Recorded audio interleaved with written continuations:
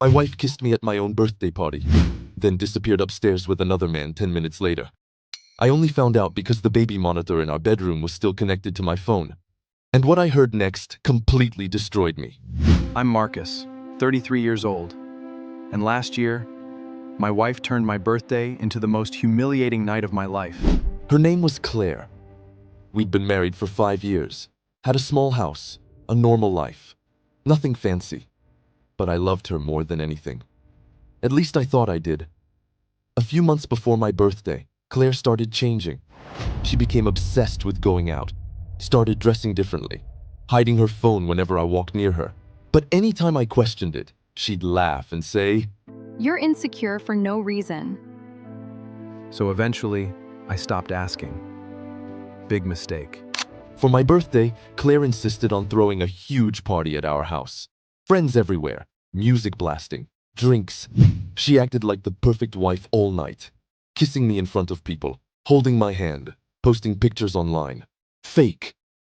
Every second of it was fake. Around 11 p.m., I noticed she disappeared. At first, I didn't think much of it. Then I realized one of my friends, Ethan, was gone too. Ethan was the guy Claire always told me not to worry about. Funny how that always means you should worry. I went outside to grab another drink from the garage fridge. That's when my phone connected to the baby monitor upstairs. We used it because our nephew stayed over sometimes. And suddenly, I heard Claire laughing through my phone speaker. Then Ethan's voice. "Your husband really has no clue, huh?" Claire laughed harder. Actually laughed. Then she said the sentence I'll never forget. "Marcus notices nothing. That's why cheating on him is so easy." I felt my stomach collapse. I stood there frozen in the dark garage listening to my wife flirt with another man during my birthday party. Then I heard kissing. I couldn't breathe properly. But somehow, I stayed calm. No screaming. No running upstairs. Instead, I picked up my phone and quietly started recording the audio. Because in that moment, I realized something. People like them only survive when nobody sees who they really are. 10 minutes later, Claire came downstairs fixing her hair.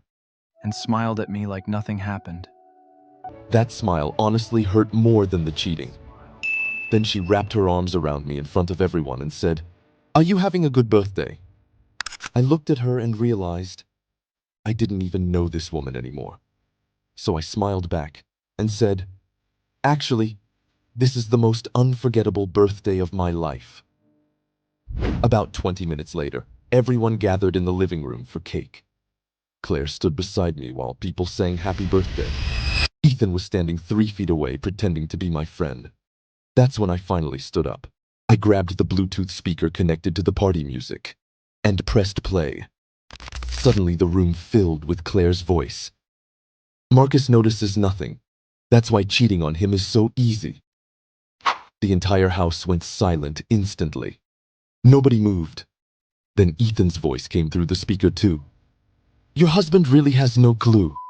Claire's face lost all color. Ethan immediately started panicking. "Marcus, wait." I looked him dead in the eyes and said, "Don't worry. Now everybody has a clue." One of Claire's friends literally covered her mouth in shock.